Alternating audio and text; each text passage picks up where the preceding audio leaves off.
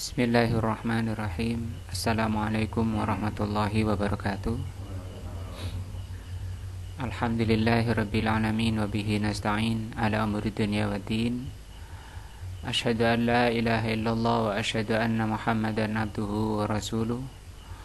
Allahumma shalli ala Muhammadin wa ala alihi wa sahbihi ajmain wa ba'du. Mudah-mudahan selesai malam ini di muqaddimah kitab ini. Insyaallah ini sudah pertemuan ke-8. Kita masih di muqaddimahnya. Kata beliau, wa a'dhamu ma amarallahu bihi at-tauhidu. Paling besarnya apa yang diperintahkan oleh Allah adalah tauhid. Atau kalau ditanya perintah Allah paling tinggi, paling besar itu apa? At-tauhid. Adalah tauhid. Apa itu tauhid? Wa huwa ifradullahi bil ibadah. Tauhid itu adalah mengesahkan Allah dengan ibadah. Artinya kita dicipta oleh Allah untuk ibadah. Maka ibadah itu dalam rangka untuk mentauhidkan Allah. Nah, kalau ditanya untuk apa kamu ibadah? Untuk mentauhidkan Allah. Kalau ditanya apa itu tauhid itu apa? Mengesahkan Allah dengan ibadah. Di penjelasannya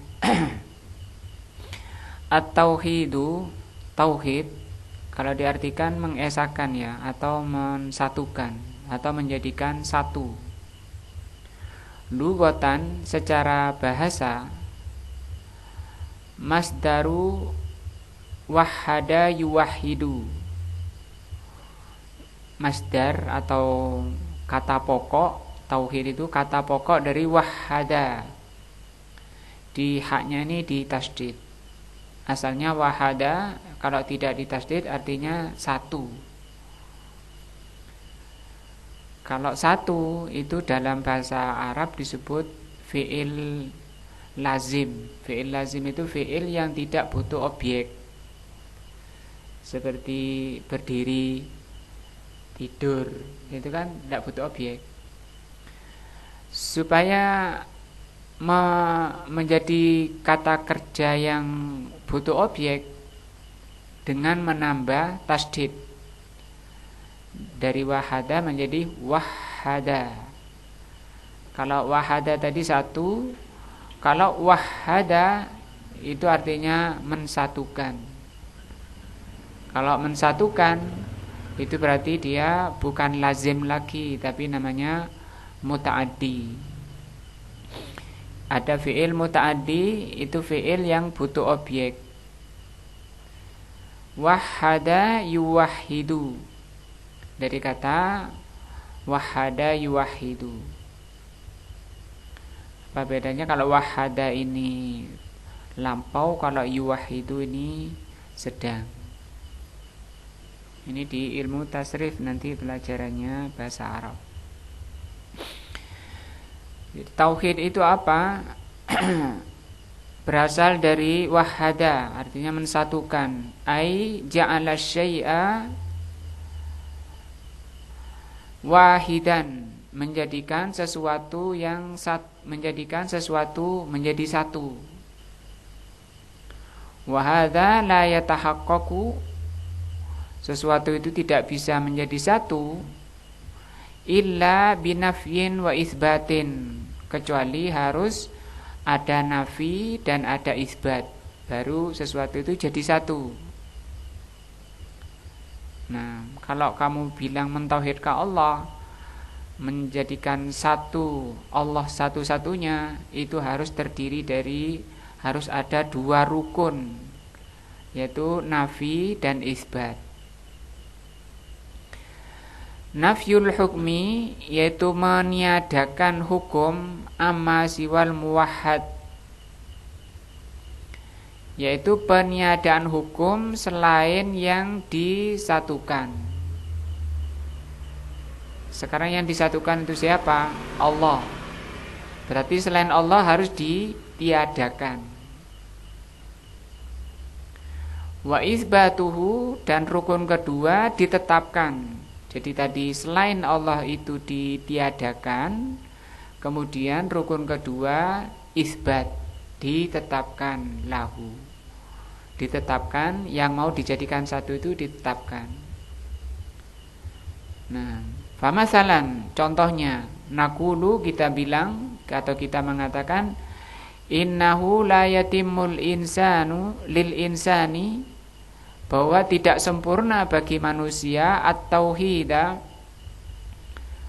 tauhid seseorang, at-tauhidu, tidak akan sempurna tauhid seseorang, hatta yashhada, sampai seseorang itu mengikrarkan atau bersaksi an la ilaha illallah, bahwa tidak ada sesembahan yang benar illallah, kecuali Allah.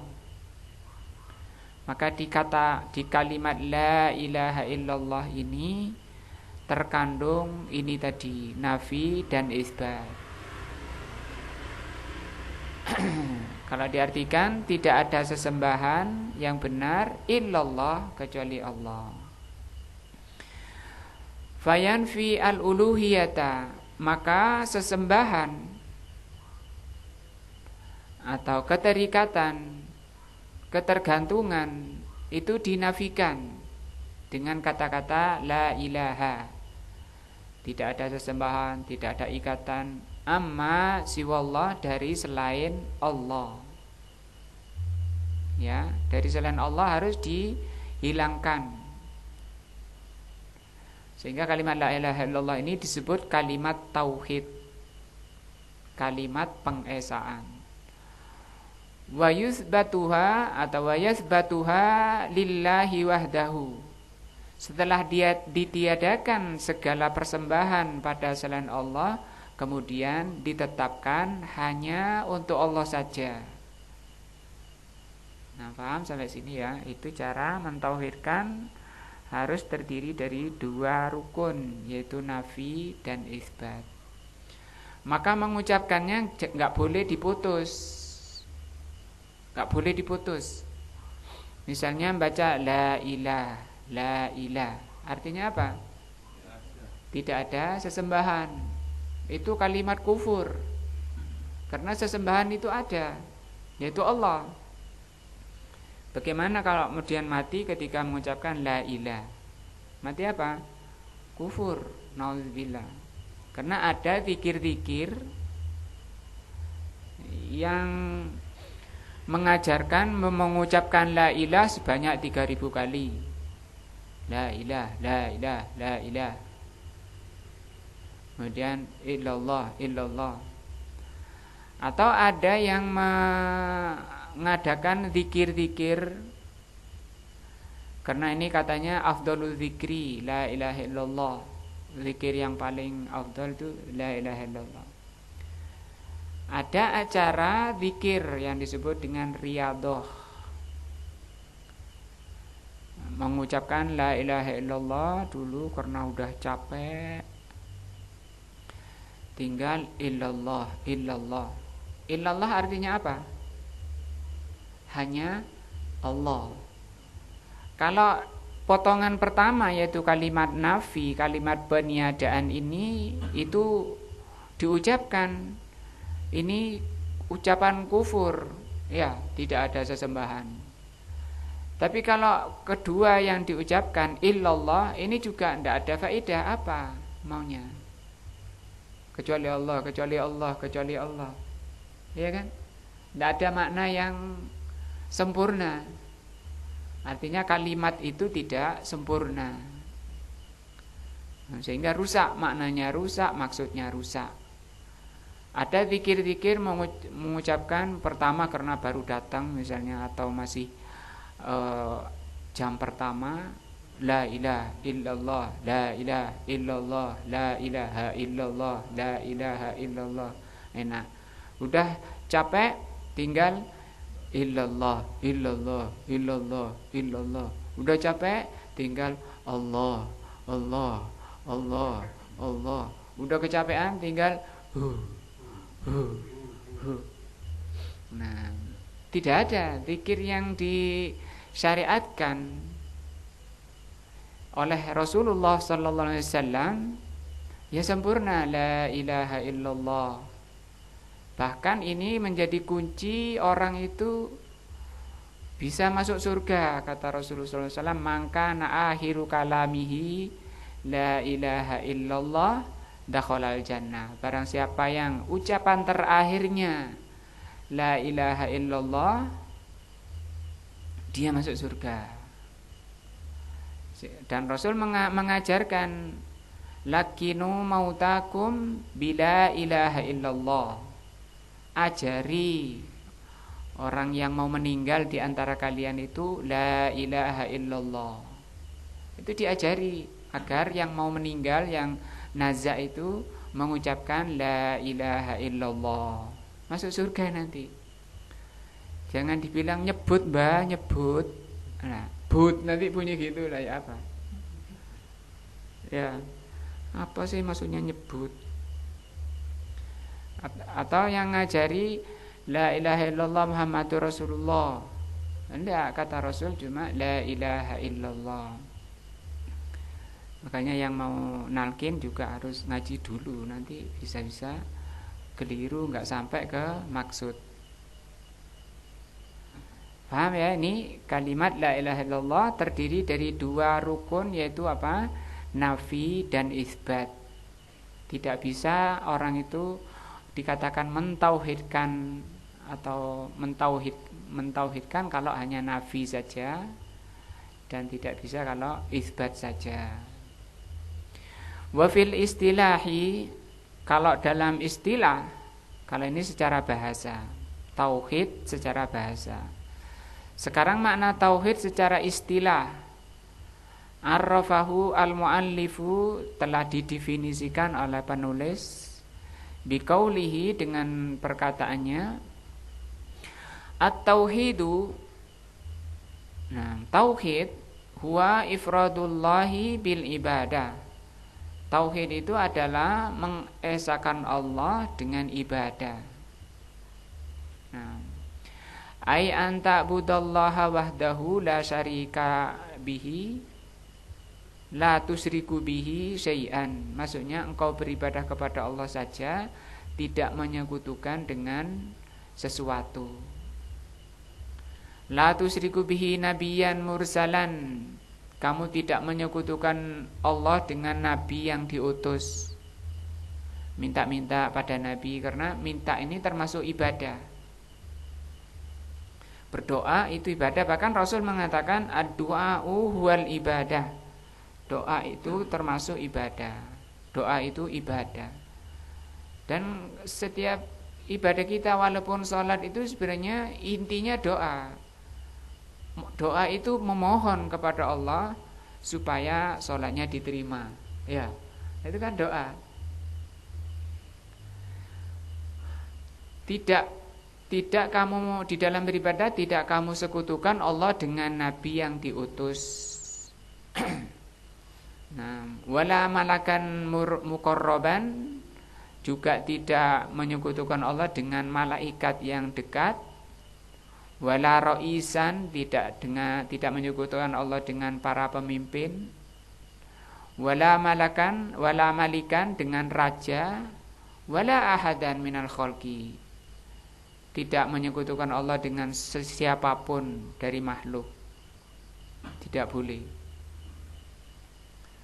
Saya tidak pantas berdoa itu karena saya ini banyak dosanya, misalnya. Harus melalui penengah-penengah, perantara-perantara. Nah, itu berarti dia menyekutukan Allah di dalam berdoa. Nah, bal tafarruduhu wahdahu, tapi memurnikan, mengesahkan, mensatukan di dalam ibadah kepada Allah saja, mahabbatan, dengan penuh kecintaan, wa ta'ziman. Di dalam mengesahkan Allah itu dengan rasa cinta, pengagungan. Waraubatan, raubah itu penuh harap. Tadi di dalam ibadah misalnya doa atau sholat, kalau doa ya berharap dikabulkan. Kalau itu doa ibadah, kalau doa permintaan, karena doa itu ada dua. Ada doa ibadah, ada doa masalah namanya. Doa ibadah itu artinya doa yang dilakukan dengan harapan mendapat pahala dari Allah, seperti sholat. Kalau doa masalah, doa yang isinya memohon, isinya permintaan, maka tergantung permintaannya. Penuh harap itu raubah. Warahaban, waruhbatan, ruhbah ini penuh kecemasan. Dan ini harus menjadi sifat dari ibadah. Ibadah kita harus terdiri dari dua. Ini menjadi sayapnya ibadah. Nah, kalau burung bisa terbang bagus kalau dua sayapnya itu sehat semuanya. Kalau satunya sakit, itu tidak bisa sempurna. Demikian juga ibadah, dua sayapnya ini harus sehat semua, penuh harap dan penuh cemas. Nah, harap mudah-mudahan diterima sholat kita, dan khawatir jangan-jangan sampai tidak diterima. Sehingga dengan ini dia hati-hati di dalam beribadah. Dan di sini diupayakan mencocoki syarat ibadah. Syarat ibadah ada dua, ikhlas dan mencocoki dalil. Nah, dikerjakan dengan dua syarat tadi dan penuh kecemasan, jangan-jangan sampai tidak diterima.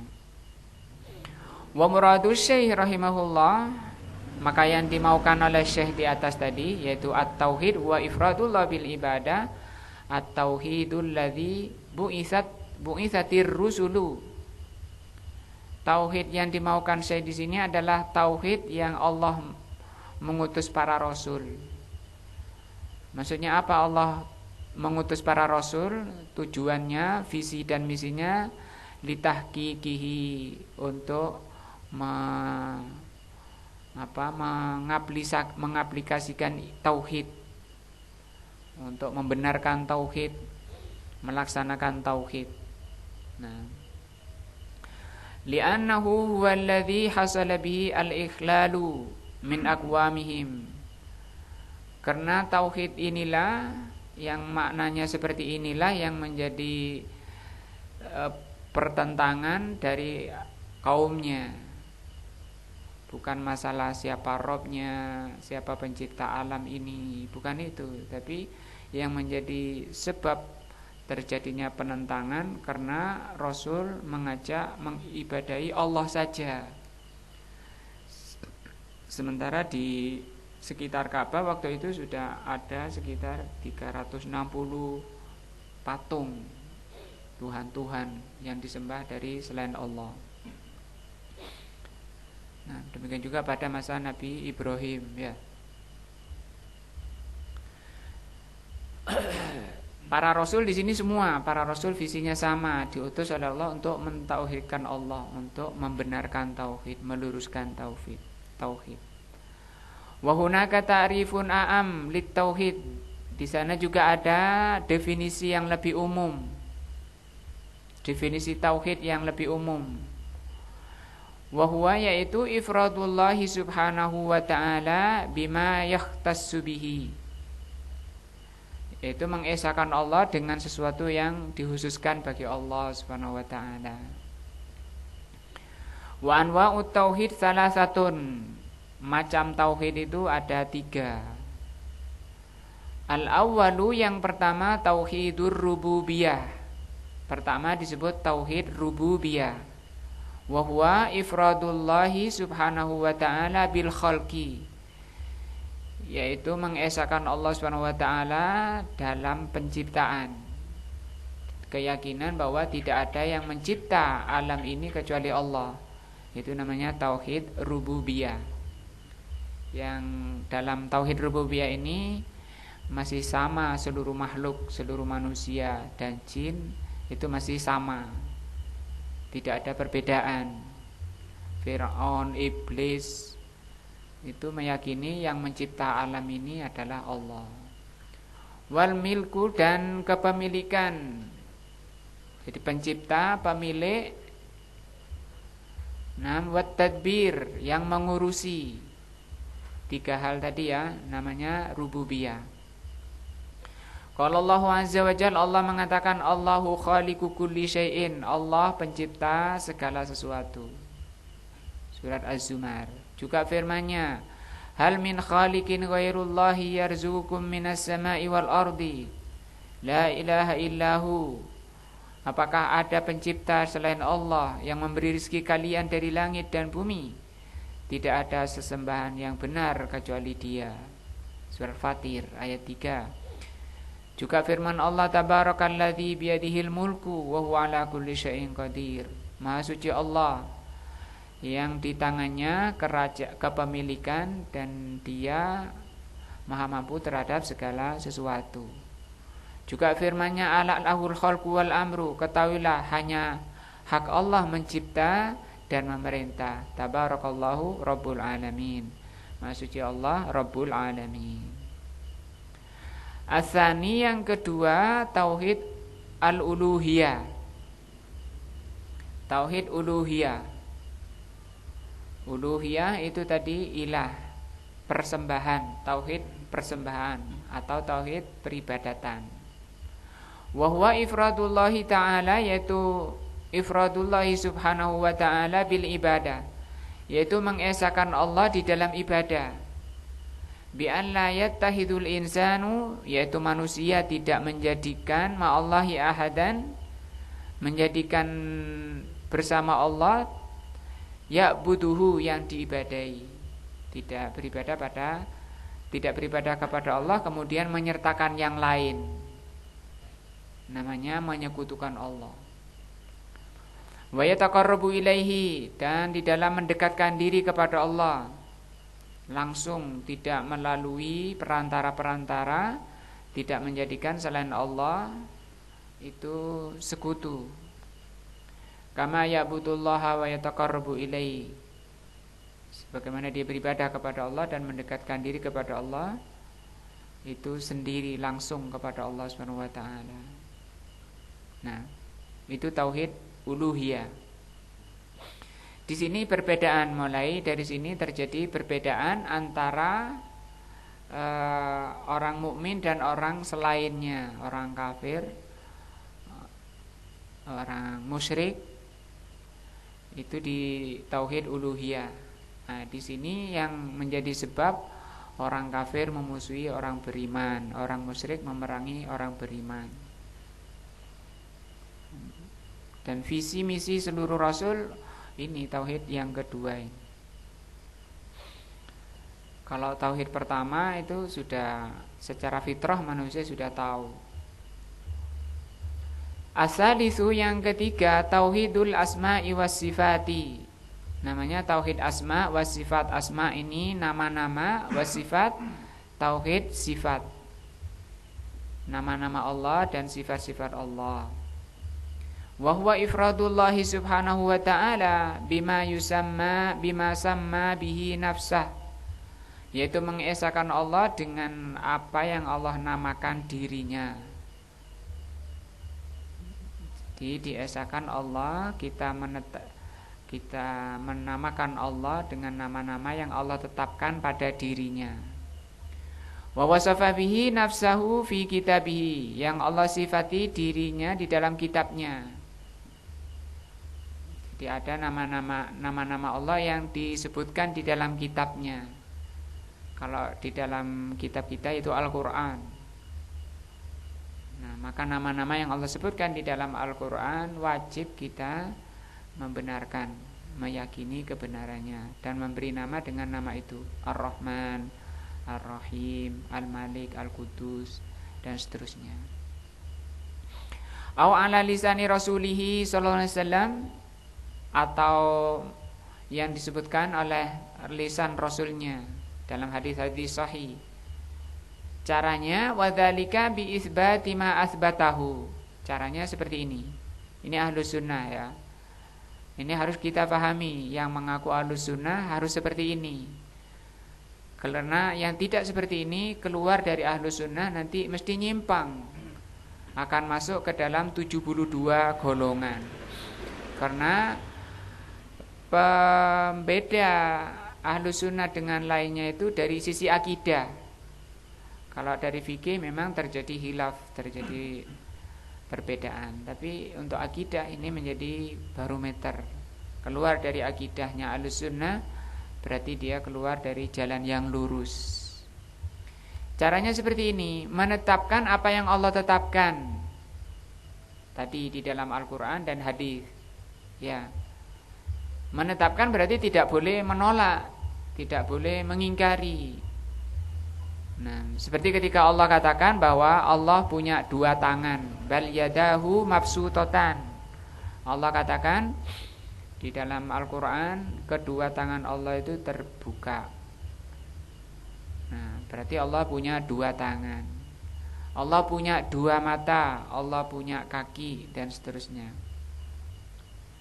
Allah maha melihat, Allah maha mendengar, Allah tertawa, Allah heran. Nah, itu semua nama dan sifat Allah yang disebutkan di dalam Al-Quran dan hadis.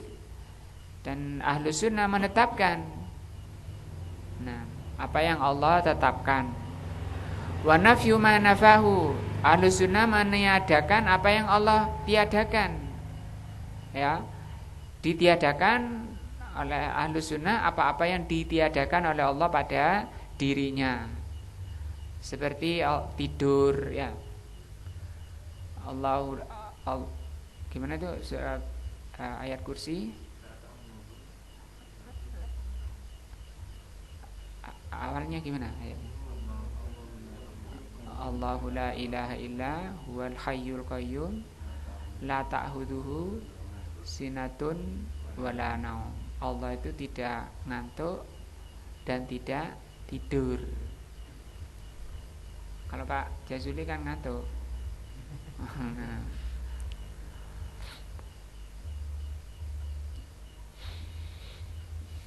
Nah, itu ditiadakan. Lemah misalnya, ya, Allah itu lemah, Allah itu pelit misalnya, seperti yang disifati oleh Yahudi. Maka nama-nama apa-apa yang Allah nafikan pada dirinya, Allah tidak beranak, ya, lam yalid walam yulad. Nah, wajib kita mengatakan Allah itu tidak punya anak. Maka kafir orang yang mengatakan Allah itu punya anak. Sama dengan mengatakan Allah itu tidur misalnya. Nah, Allah itu istirahat, Allah itu capek misalnya.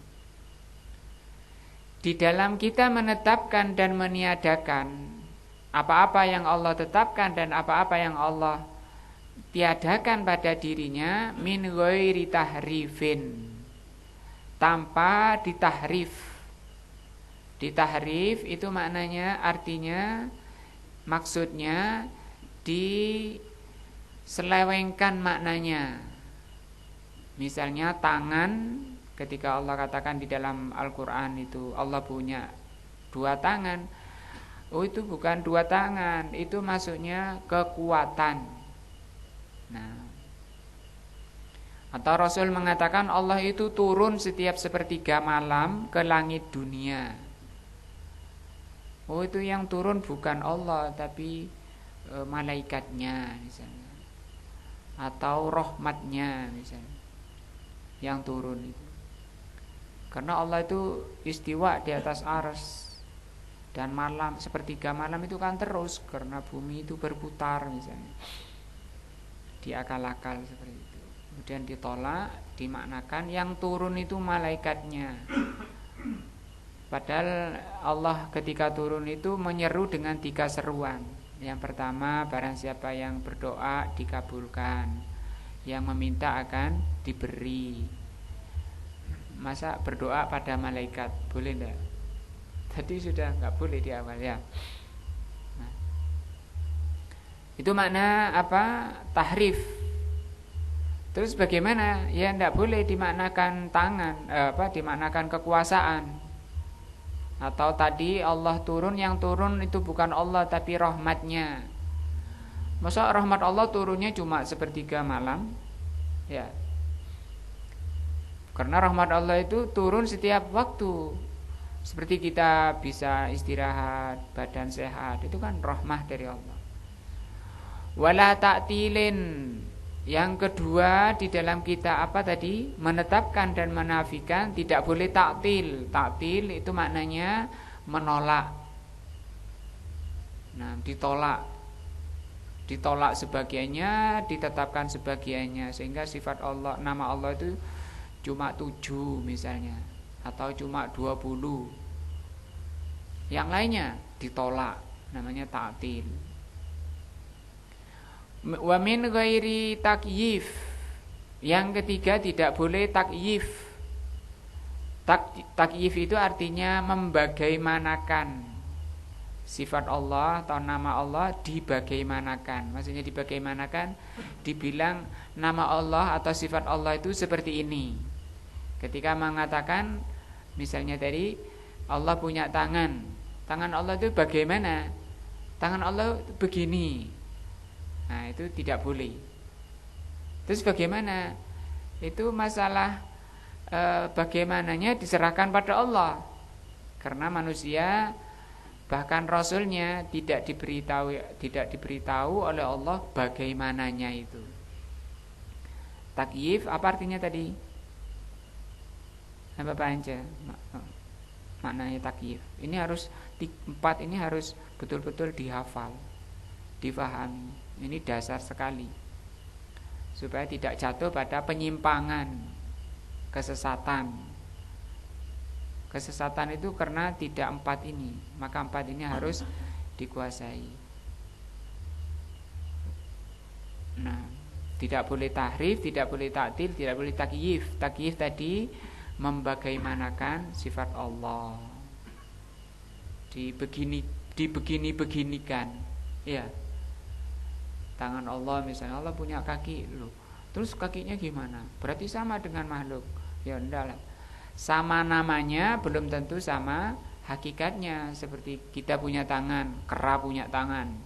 Apa sama? Tidak, cuma beda namanya. Di dunia ada pisang, di surga ada pisang. Apakah sama pisangnya? Tidak. Nah, sama nama tapi hakikatnya tidak sama. Maka tidak boleh mentakyif. Tidak boleh mentakyif. Apa tadi?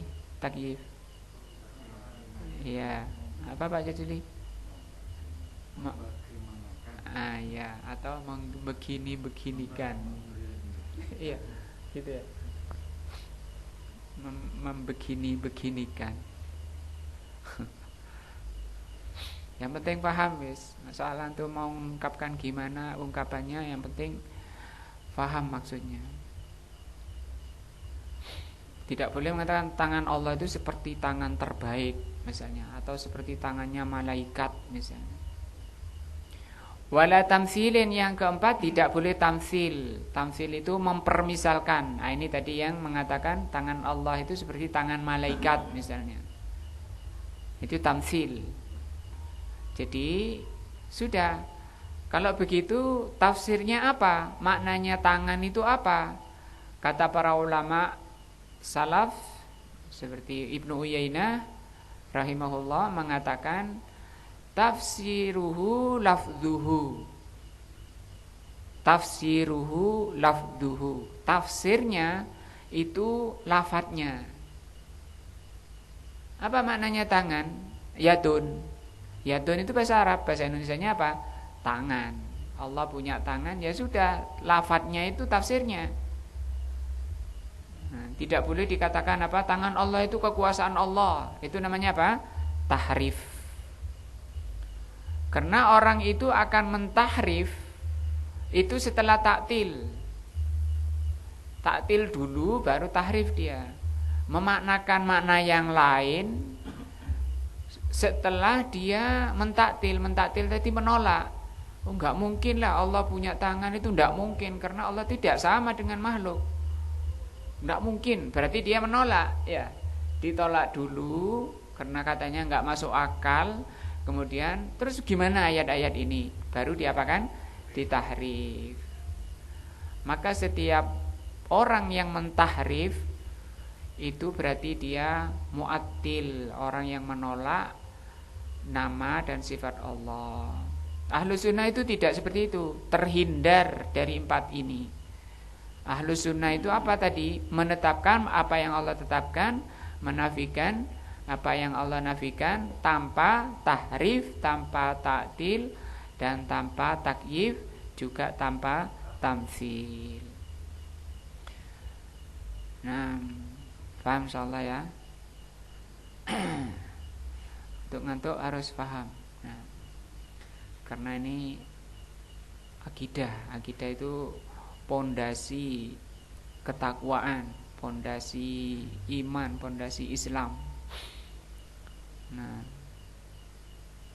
bangunannya kalau pondasinya lemah, pondasinya rapuh, sementara makin akhir zaman itu makin jelek, anginnya makin kencang. Kata Rasul SAW, la ya'ti zamanun illa ba'dahu syarrun minhu. Tidak datang suatu zaman kecuali setelahnya itu lebih jelek dari sebelumnya. Berarti tantangan kita makin berat ke belakang. Kalau ingin selamat harus pondasinya harus makin kuat, lebih kuat. Supaya enggak, karena makin tinggi pohon itu anginnya makin kencang. Wa muradul muallifi huna, yang dimaukan penulis di sini tauhidul uluhiyah. Yang dimaukan dari tadi kan dibahas 3 tauhid. Tapi yang ditekankan di kitab ini masalah tauhid uluhiyah, yaitu tadi pengesaan Allah dalam ibadah. Wa huwa alladzi dhalla fihimul musyrikuna, yaitu tauhid yang sesat karenanya orang-orang musyrik. Nah, alladzi qatalahumun nabiyyu sallallahu alaihi wasallam, orang-orang musyrik yang diperangi oleh Nabi sallallahu alaihi wasallam. Wastibaha dima'ahum, dan dihalalkan darahnya. Wa amwalahum, dan hartanya dihalalkan. Wa ardahum, dan tanahnya, nah negerinya dihalalkan. Wa diyarahum, rumah-rumahnya dihalalkan. Wa sabba nisa'ahum, wanita-wanitanya ditahan, jadi tahanan. Wa dzurriyyatahum, dan keturunannya. Disebabkan karena apa? Masalah tauhid uluhiyah. Tidak ada penyebab lainnya diperangi, tidak ada pendorong lainnya. Bukan karena kayak Yahudi sekarang perang dengan Palestina, itu urusan apa? Urusan tanah, perbatasan. Nah, wa aktsaru ma yu'alijur rusul aqwamahum, dan paling banyaknya penyebab pertentangan Rasul dengan kaumnya ala hadzan nau, adalah masalah tauhid uluhiyah ini. Minat tauhid, yaitu tauhid uluhiyah ini. Qala Allah Ta'ala, Allah mengatakan, walaqad ba'atsna fi kulli ummatin rasulan, sungguh kami telah mengutus pada setiap umat itu seorang rasul. Ani'budullaha, agar beribadah kepada Allah saja. Para rasul semua diutus menyeru agar beribadah kepada Allah saja. Fal ibadatu, maka ibadah la tasihhu, tidak sah. Apa artinya tidak sah? Batal, tidak ada gunanya, percuma. Illa lillahi azza wajal, kecuali hanya untuk Allah azza wajal. Wa man akhalla bihadat tauhid, maka barang siapa yang kosong dirinya dari tauhid ini, ya, orangnya tidak mentauhidkan Allah, tidak ada padanya tauhid uluhiyah, fahuwa, maka dia musyrikun kafirun, musyrik kafir. Nah, ibadah tanpa uluhiyah, maka dia musyrik dan kafir. Wa in aqarra bi tauhidir rububiyah, sekalipun dia mengikrarkan tauhid rububiyah, tapi dia akan percaya bahwa Allah pencipta langit, bahwa Allah yang memberi rizki manusia, bahwa Allah yang menjaga manusia, Allah yang mencukupi manusia.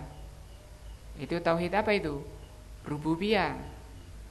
Nah, belum orang itu dikatakan mukmin. Karena musyrikin dulu juga seperti itu. Wal asma'a was sifat, juga menetapkan, orang itu menetapkan nama-nama Allah dan sifat Allah, bahwa Allah punya nama Ar-Rahman Ar-Rahim, Al-Malik Al-Quddus. Nah, falau farada anna rajulan yukirru iqraran kamilan, walaupun misalnya dikatakan bahwa seseorang telah menetapkan dengan ketetapan yang mengikrarkan, dengan ikrar yang sempurna, bitauhidir rububiyah wal asma wa sifat, mengikrarkan tauhid rububiyah, mengikrarkan tauhid asma wa sifat, walakinnahu, tapi dia yadhabu ilal qabri, tapi dia malah keliling ke kuburan. Nah, datang rombongan sekian bis ke seminggu mendatangi wali songo katanya, atau wali 10, minta sana pak hajatnya macam-macam, campur laki-laki perempuan.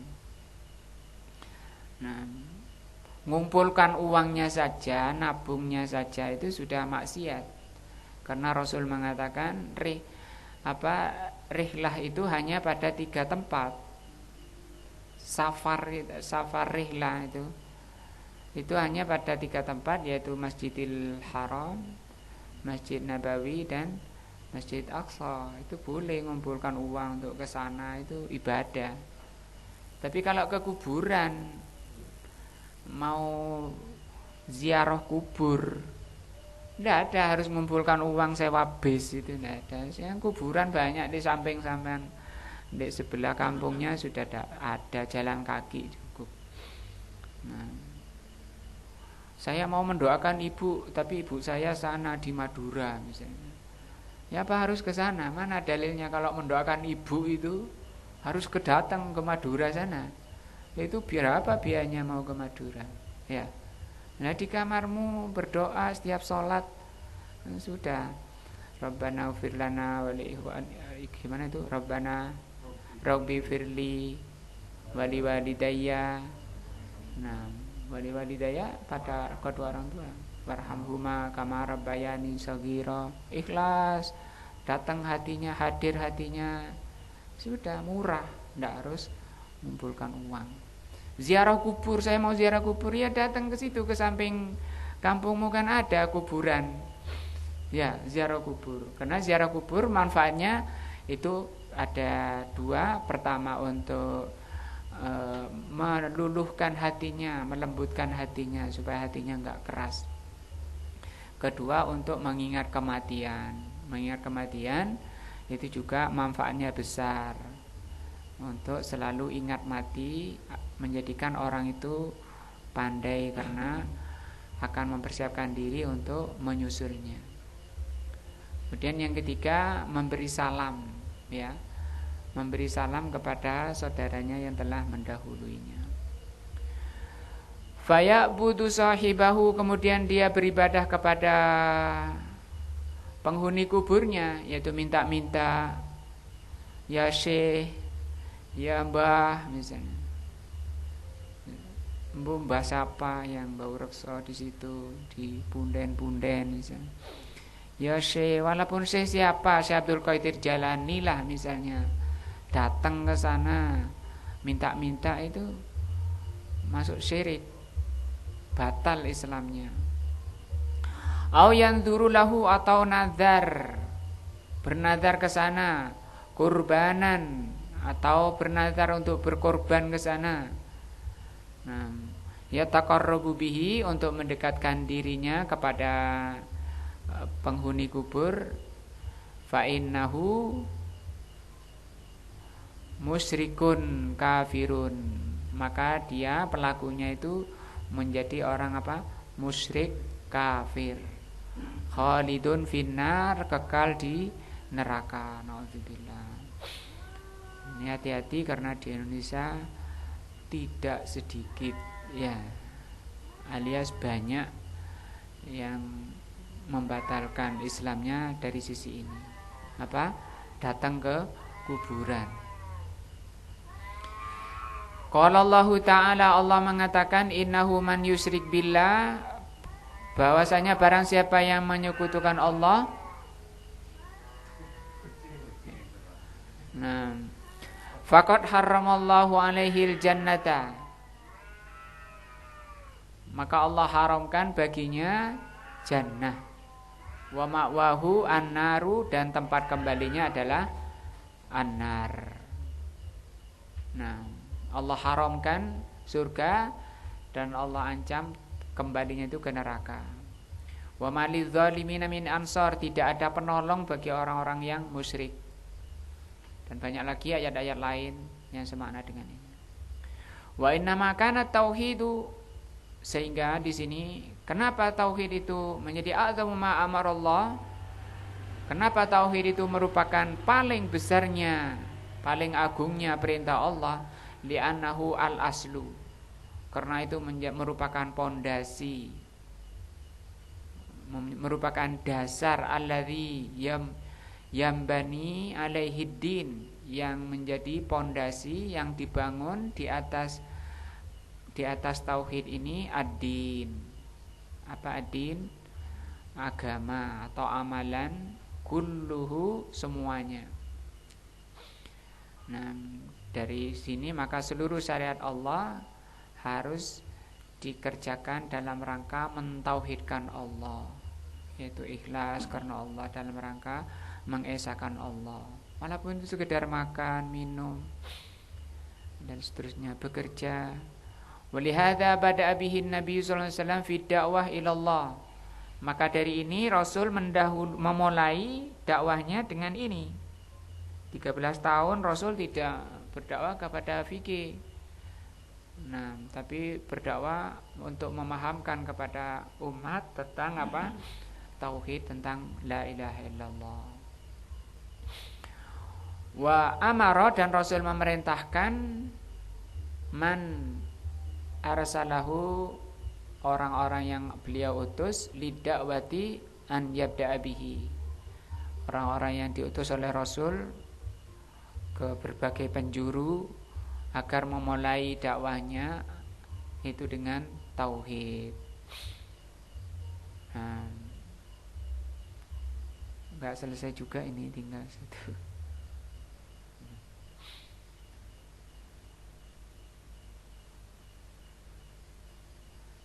Tinggal baliknya nih lawannya, insyaallah pertemuan berikutnya.